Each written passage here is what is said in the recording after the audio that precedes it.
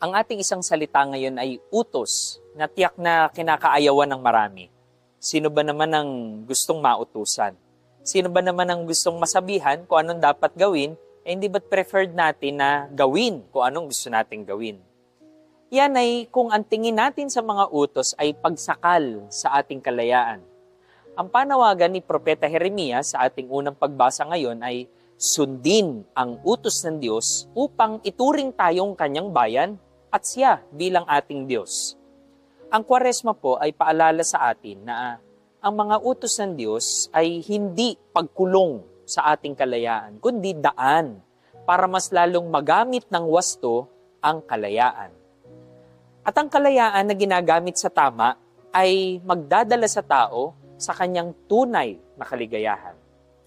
Ang mga utos po ay hindi kulungan, kundi para sa taong mapanagutan, ang utos ay paglaya para sa Diyos na ating tunay na kanlungan. Utos, isang salita dahil ang sandigan natin ang kanyang salita.